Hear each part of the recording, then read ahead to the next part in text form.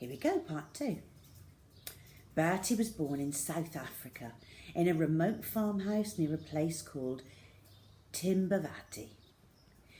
It was shortly after Bertie first started to walk that his mother and father decided a fence must be put around the farmhouse to make a compound where Bertie could play safely.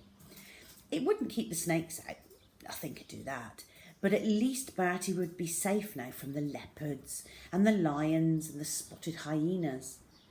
Enclosed within the compound were the lawn and gardens at the front of the house, and the stables and the barns at the back. All the room a child would need, or want, you might think, but not Bertie. The farm stretched as far as the eye could see in all directions. 20,000 acres of veld.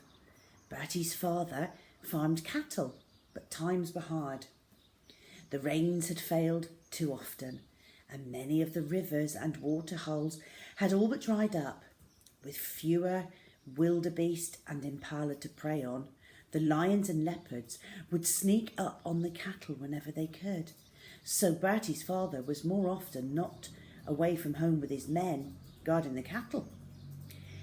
Every time he left, he'd say the same thing. "Don't you open the gate, Bertie, you hear me? There's lions out there, leopards, elephants, hyenas, you stay put. Do you hear?" Bertie would stand at the fence and watch him ride out, and he would be left behind with his mother, who was also his teacher. There were no schools for 100 miles, and his mother too was always warning him to stay inside the fence. "Look what happened in Peter and the Wolf," she would say. His mother was often sick with malaria, and even when she wasn't sick, she would be listless and sad.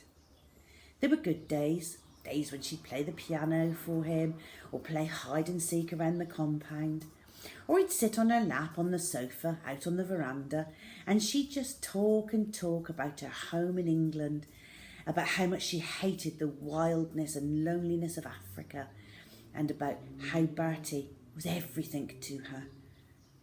But they were rare days. Every morning he'd climb into her bed and snuggle up to her, hoping against hope that today she'd be well and happy. But so often she wasn't, and Bertie would be left on his own again, to his own devices. There was a watering hole downhill from the farmhouse and some distance away. That water hole, when there was water in it, became Bertie's whole world. He would spend hours in the dusty compound, his hands gripping the fence, looking out at the wonders of the veld.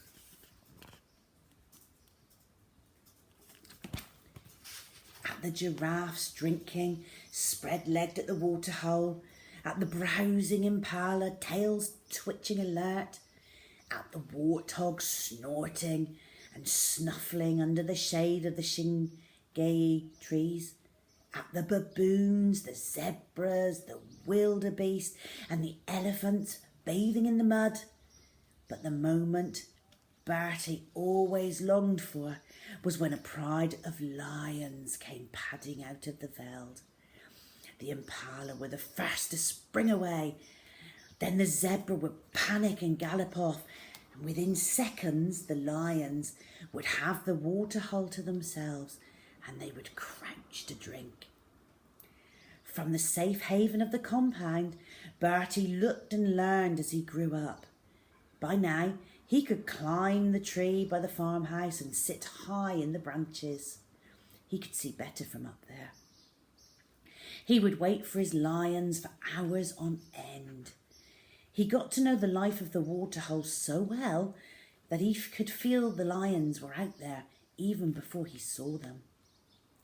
Bertie had no friends to play with, but he always said he was never lonely as a child.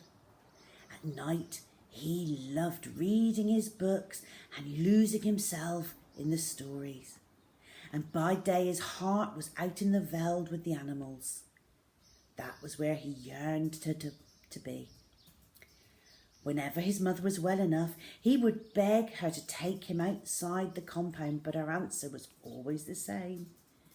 "I can't, Bertie. Your father has forbidden it," she'd say, and that was that.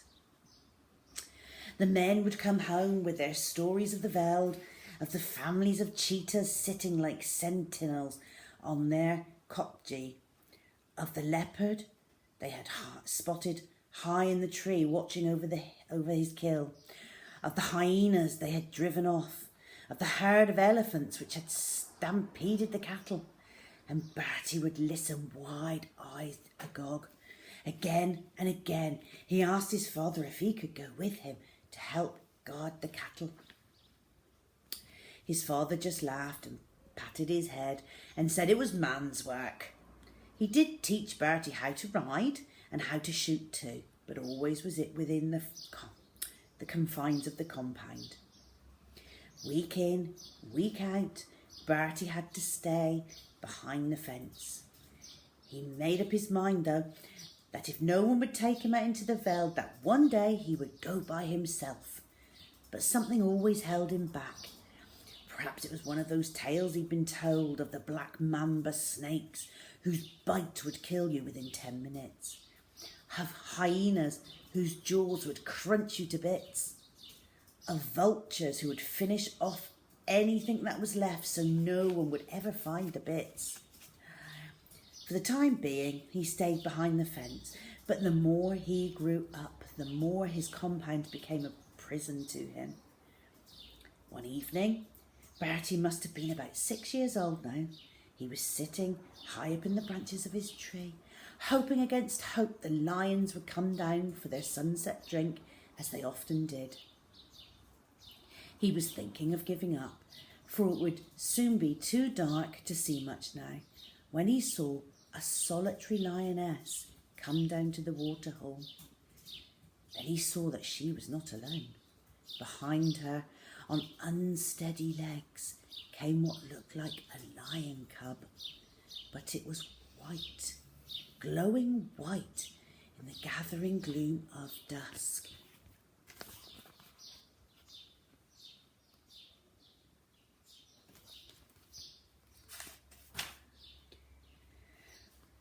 While the lioness drank, the cub played at catching her tail, and then, when she'd had her fill, the two of them slipped away into the long grass and they were gone.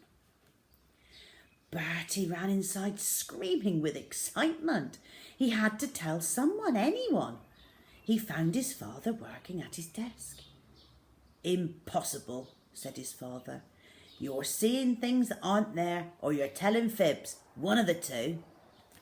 "I saw him, I promise," Bertie insisted, but his father would have none of it and sent him to his room for arguing. His mother came to see him later. "Anyone can make a mistake, Bertie dear," she said. "It must have been the sunset. It plays tricks with your eyes sometimes.